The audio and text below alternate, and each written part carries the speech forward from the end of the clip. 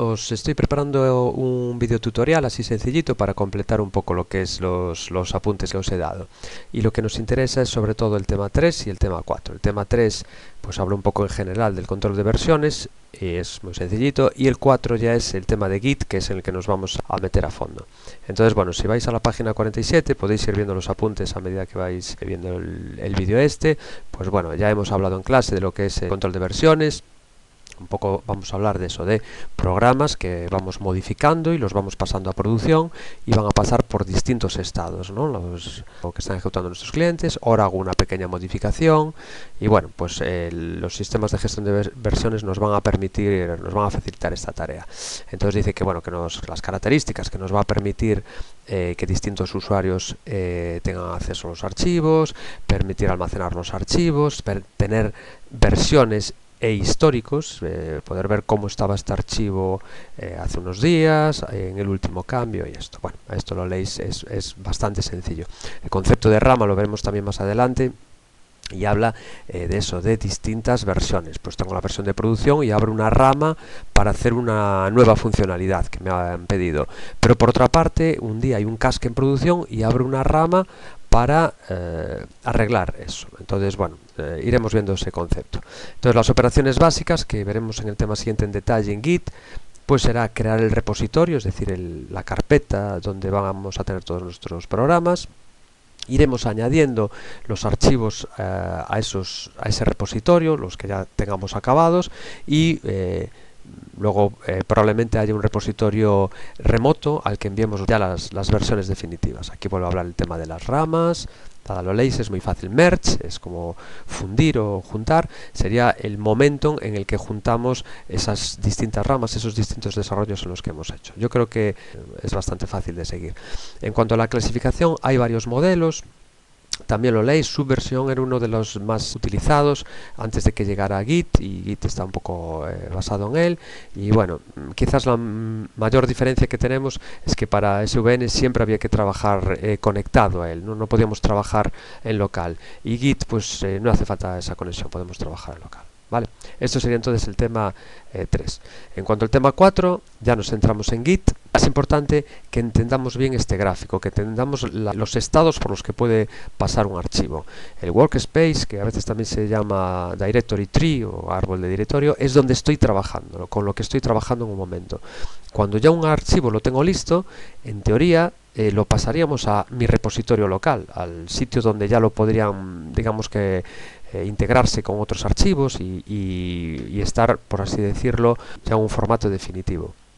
Git incorpora este punto intermedio que se denomina index o stage, ¿no? Que es cuando yo ya tengo un archivo listo, un programa, ya está preparado. En vez de pasarlo directamente ya al repositorio local, lo añado. Se ejecutaría este comando que luego veremos para añadirlo y estaría en ese estado de listo para ser enviado. Y así trabajaría. Tendría varios archivos y cuando ya tenga los programas, las clases, todo lo que conforma mi programa o esta versión del programa ya lista, entonces sí, lo pasaría de ese estado intermedio a el repositorio local, que es lo que le llamamos hacer el commit. Al principio a lo mejor nos cuesta un poco ver este estado intermedio, pero luego con los ejemplos lo veremos.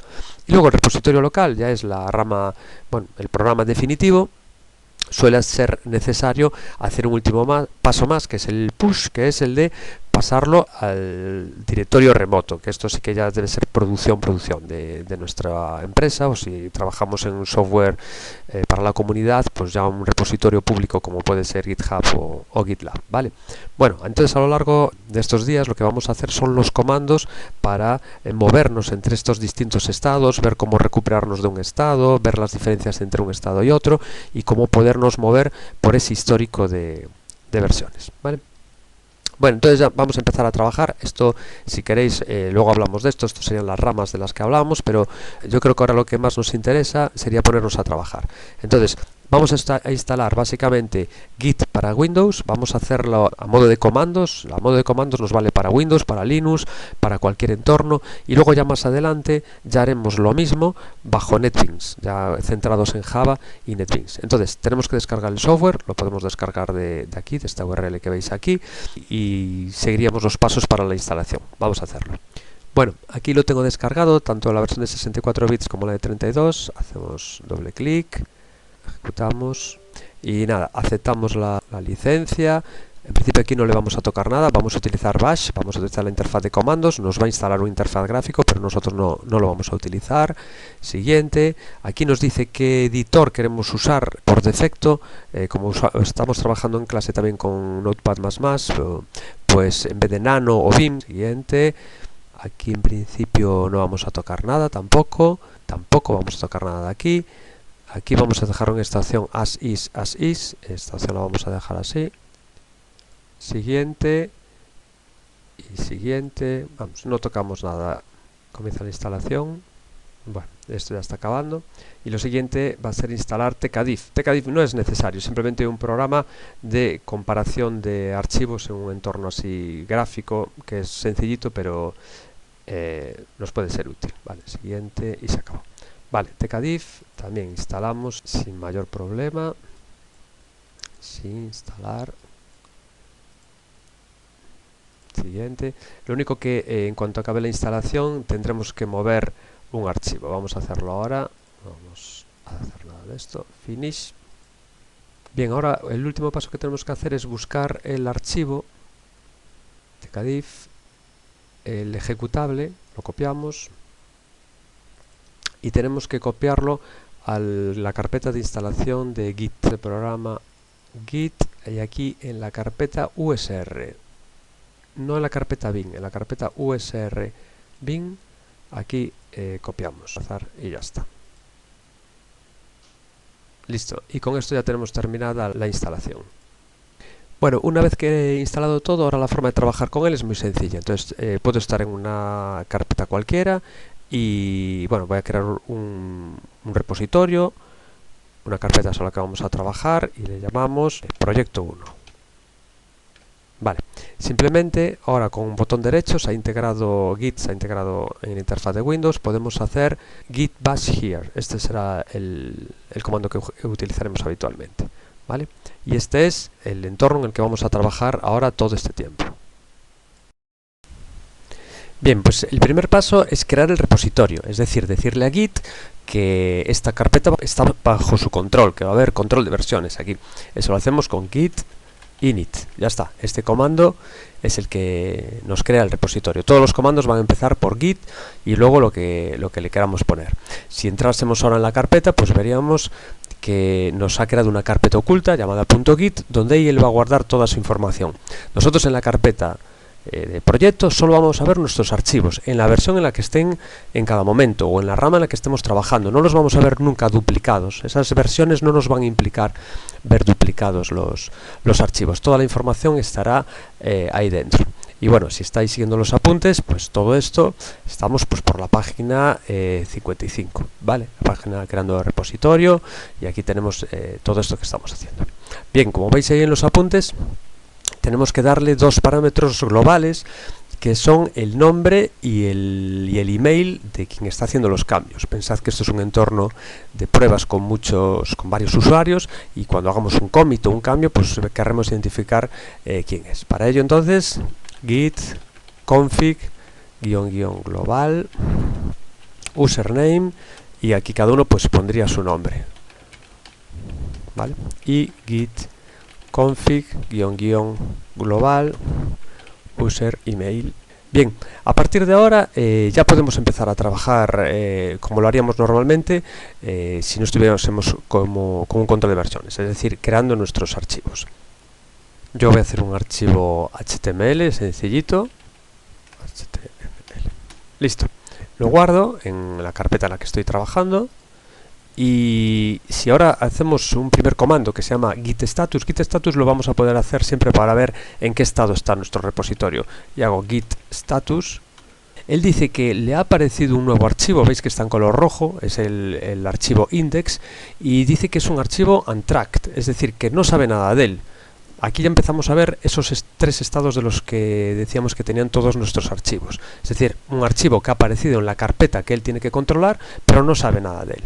Entonces, aquí estaríamos trabajando con el archivo, con nuestro index, haríamos todos los requisitos que nos pidiesen nuestros clientes, y cuando ya los tuviésemos listos, cuando ya estuviese listo para seguir trabajando en otro fichero, pues le haríamos ese comando para ese estado intermedio. Decíamos que era add. Podemos hacer entonces git add, un nombre de un archivo, un nombre de una carpeta, y meteríamos en el sistema toda la carpeta, o muchas veces ponemos punto y lo que hace es meter todos los archivos de este directorio, ¿vale? Ejecutamos, y si ahora volvemos a hacer un git status, bueno, nos dice que tenemos un archivo nuevo, se llama index.html y está en esa zona de stage, es decir, en esa zona en la que ya está preparado para que cuando acabe el resto de mis archivos ya los pueda pasar a producción.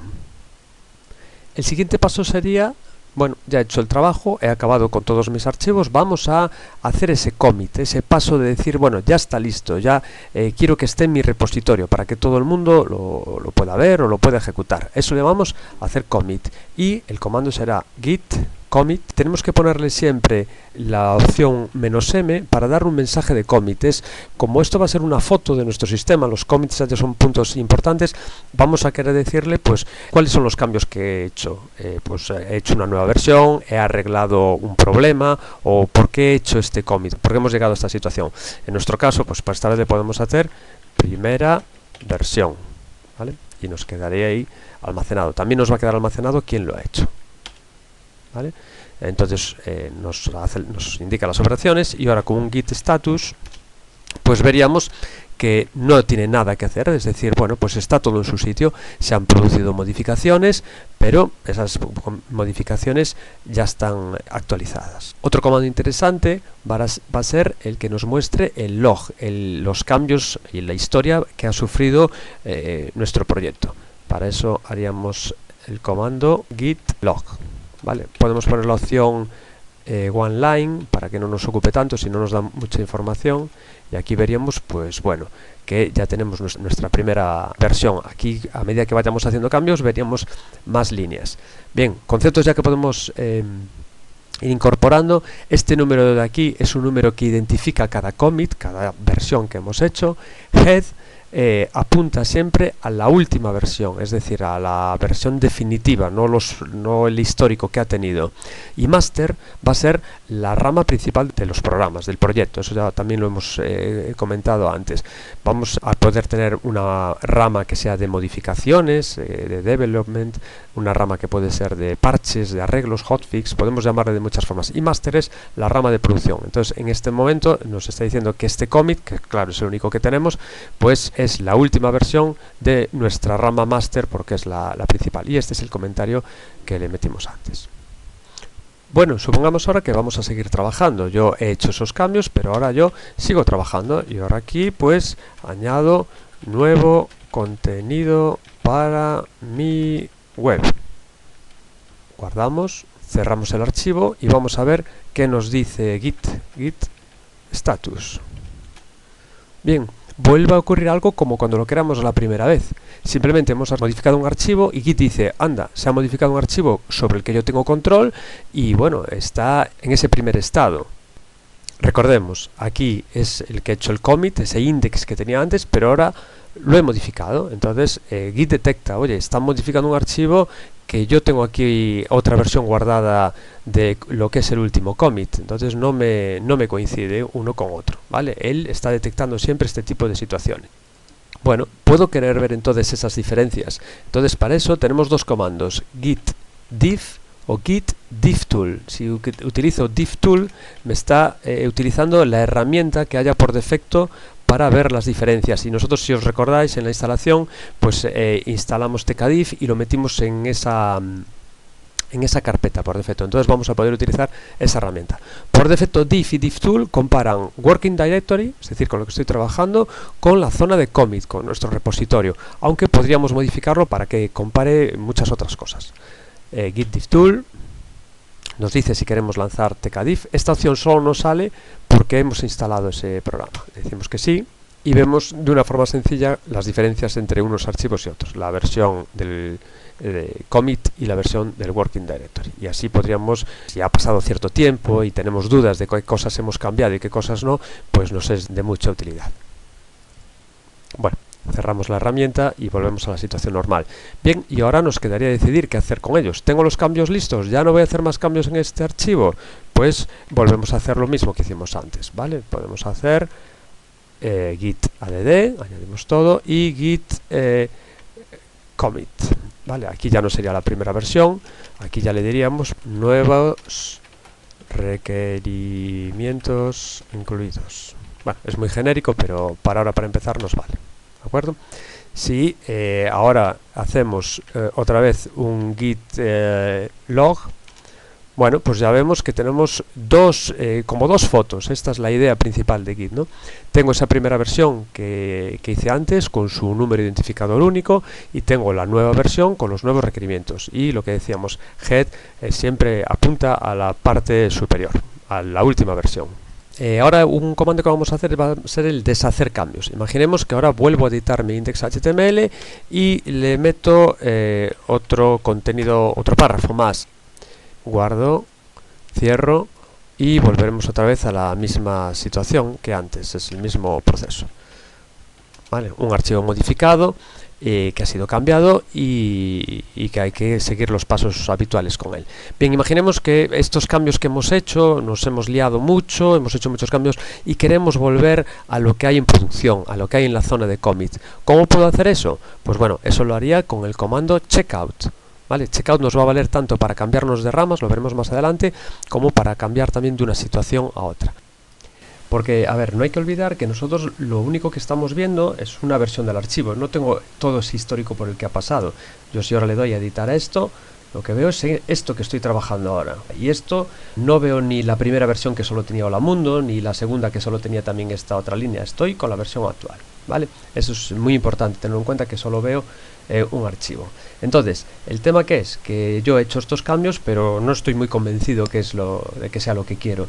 Entonces lo que quiero es volver a la última versión del último commit. Esa sería una opción. Podría hacer, hay muchas variantes, podría volver a distintas situaciones, pero para empezar la más habitual o la más sencilla sería volver a la situación de producción.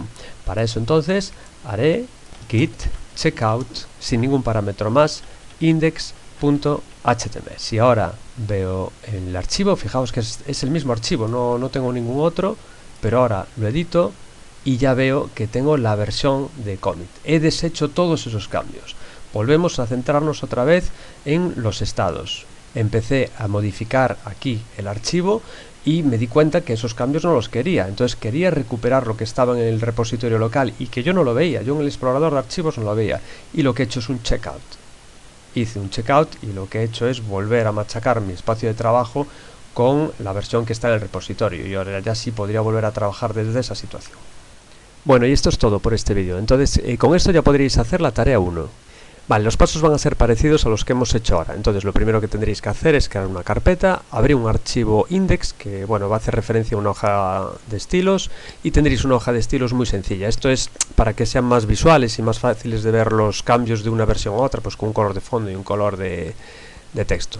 Bueno, entonces tendréis que seguir haciendo estos pasos uno a uno, el apartado C, D, E, que es ejecutar estos comandos que hemos estado haciendo en el vídeo para simplemente ver esos cambios que se van produciendo, como por los distintos estados por los que está pasando. En cuanto a la solución, querría algo así. Bueno, querría que pusierais el enunciado y que fuerais ejecutando los comandos y unas capturas de pantalla con los que os va mostrando, ¿vale? Pues haríais git init, luego un git status y vemos el estado, hacéis un git add con estos archivos que habéis creado, el commit, etcétera. Este sería un poco el estilo de resolución de tarea que estaría buscando. Bueno, pues nada más. Venga, saludos.